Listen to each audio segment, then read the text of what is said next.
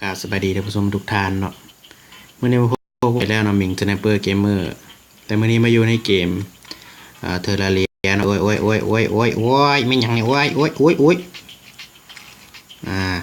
เกมเทอร์ราเรียนั่นเองเนาะเมื่อนี้เขาจะมาเห็นอย่างนั่นกะอ่าอ่าสร้างสวนสัตว์เนาะสร้างสวนสัตว์ให้ NPC เนาะก่อนมาขุดทรายกันก่อนเลยเนาะอันดับแรกมันคือมืดแท้บัดนี้โอ้ยเจียนะโอ้ยตัวสกัดเลยนะเจียนี่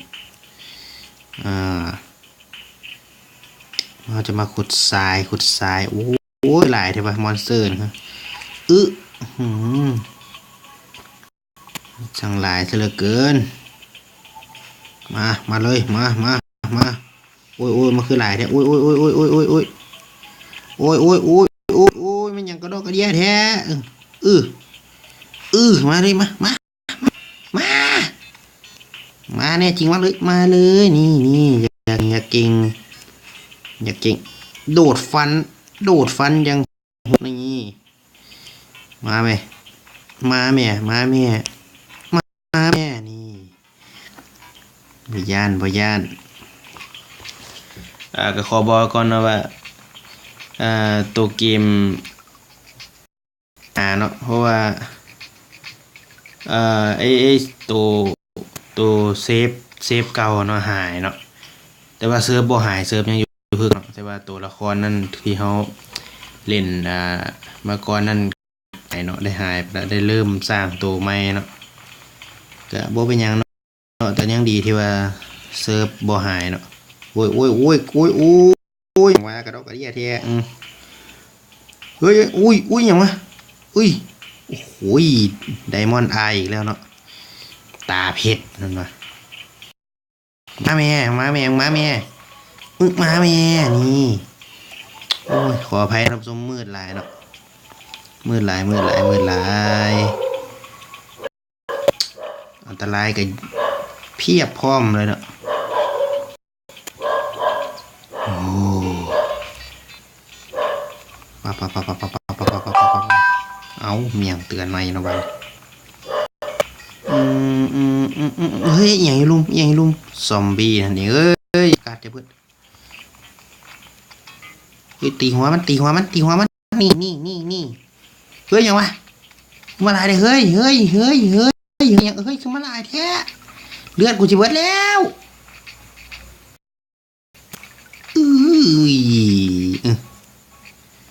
เป็นยังไงวะมาแอจริงมาเลยปะมานี่ใจเบิดดาวตกขุดทรายไปให้ลายที่สุดเนาะโอ้ยหลอดบ่เนาะหันหลอด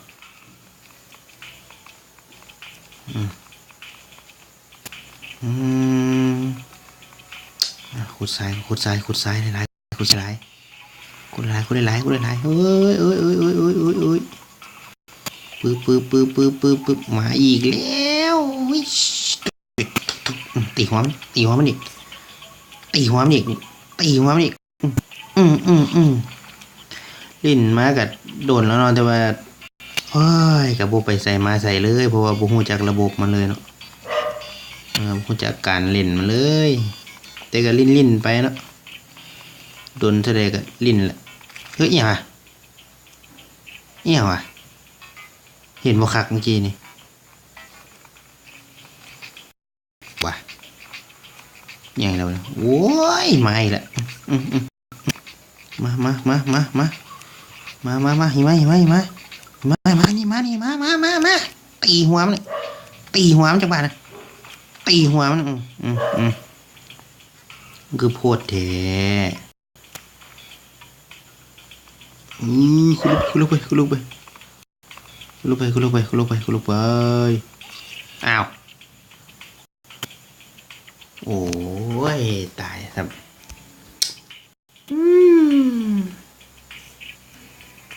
เราได้อย่างมา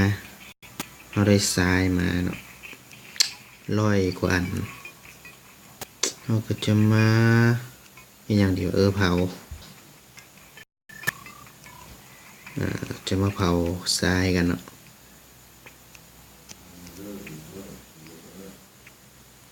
อาจจะมาเผาทรายกัน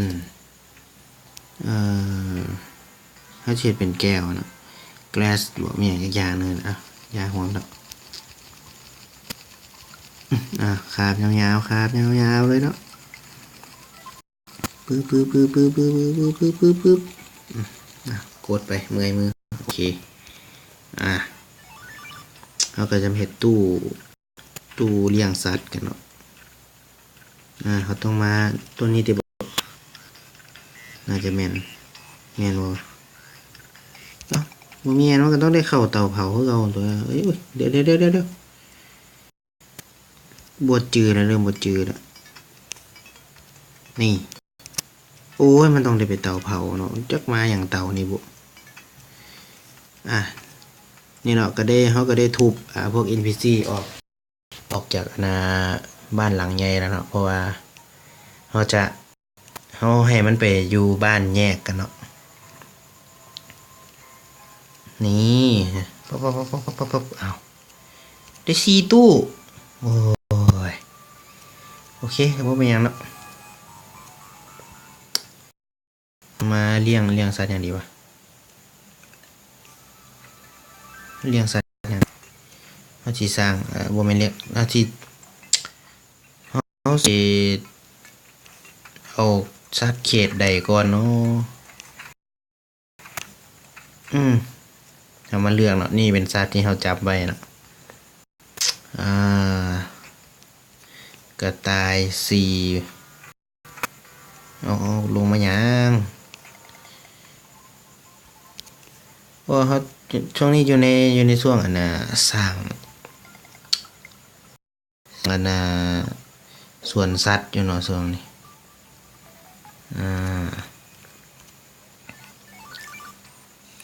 เอาโตได้วะแล้วก็ฮอกบ่ตัวใดดี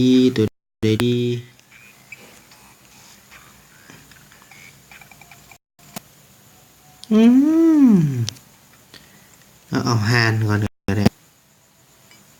นี่เมียงบัตเตอร์ไฟกระเบื้อนะกระเบื้อนี่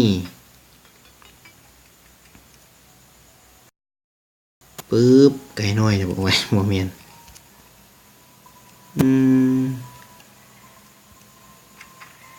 โอ้ยเดี๋ยวเราจะไปคาบอยู่นี่ที่บอก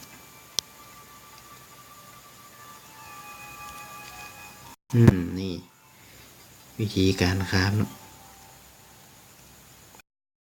ไก่น้อย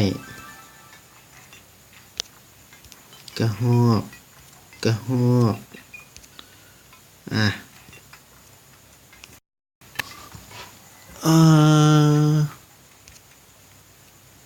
โอ้ยไม่นะสลามเอ้ย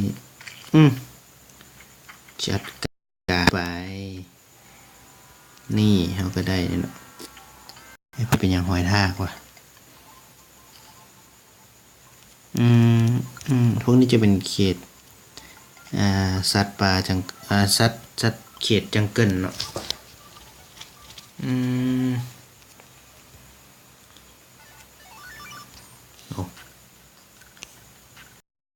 เขตจังเกิลเขาก็จะสร้างเส้นนี้เลยนี่เชียงดายเป็นเชียงดาย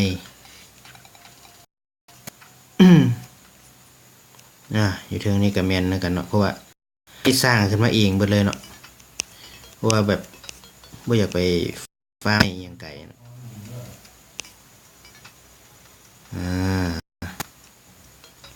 เขาเอาเขตหนาวมาไว้ก่อนก็ได้เนาะนี่มองนี่วะ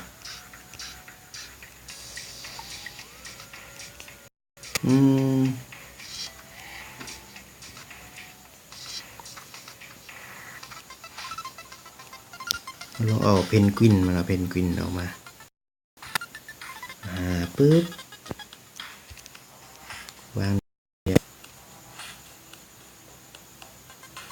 โอ้มันวางบ่ได้เนาะ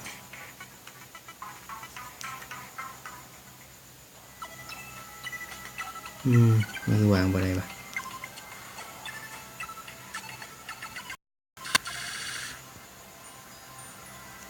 แปลกเว้ยวางบ่ได้นะผู้ชมเป็นยังต้องทุบอันนี้ออกก่อนวะวางได้แล้วนี่ยังไงท่านผู้ชมใหญ่ปะมันคาทอดีแหละ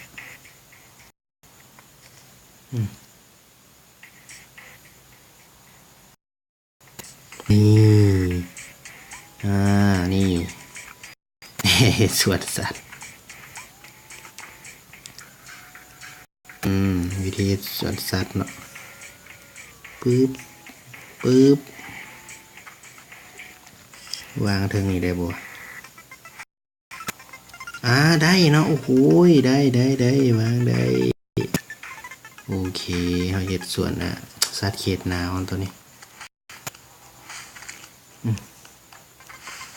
เฮ้ยเดี๋ยวสลาม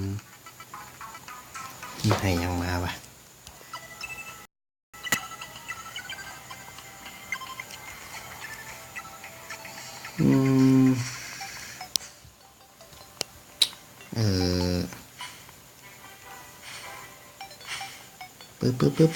ปึ๊บเอาทางยาวกันก็ได้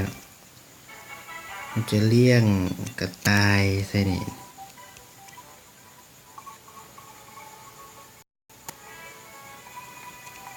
ได้แล้วนี่ห่านเนาะสร้างตามสไตล์ไปเนาะ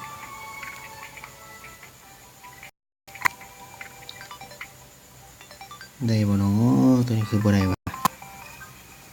ค่าหญ้านี่วะเฮ้ยจะเป็นหญ้าได้แล้วโอเคได้แล้วเราต้องถางหญ้าออกก่อนเนาะเราก็ต้องถางโอ้ยยังต้นไม้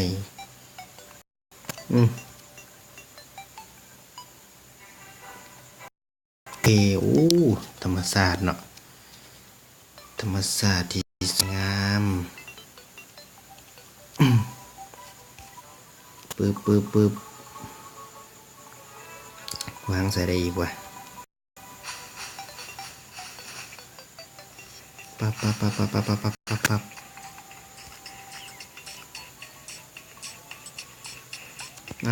นี่ได้แล้วเดี๋ยวตัวอย่างกินโดดดงโดดดงนี่เป็นบ่ได้ต้องจับนี่เรียบร้อยยังสัตว์ยังอีกเนาะ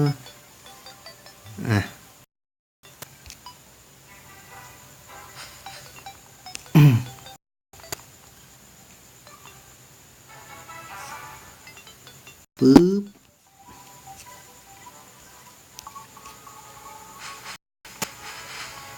ทางยาวก่อ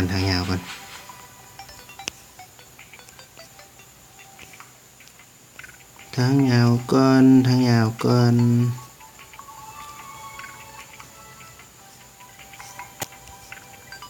โอ้ยต้องตัดอันนี้ออกอีก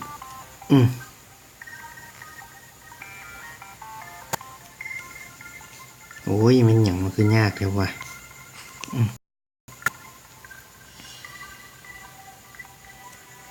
เรียบร้อยนี่กระหอกมันนี่กระหอกปล่อยจะไปก่อนมันนี่ก็จะนี่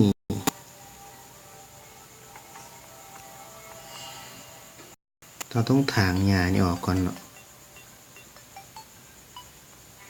โอเค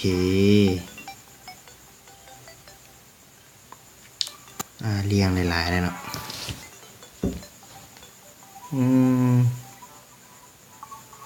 วิธีเห็ดสวนสัตว์เนาะตัวนี้ปึ๊บ ทุบออกไปทุบออกไปทุบออกไป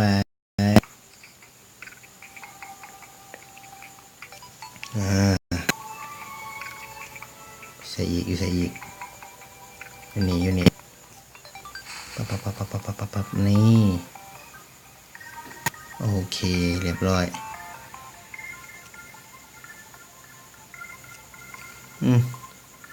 แล้วก็ต้องมาโดดจับนี่จับไว้ซะแล้วเนาะโอเคเนาะขอจบคลิปเพียงนี้เนาะพบกันใหม่ในพาร์ทหน้าเนาะอันนี้มัน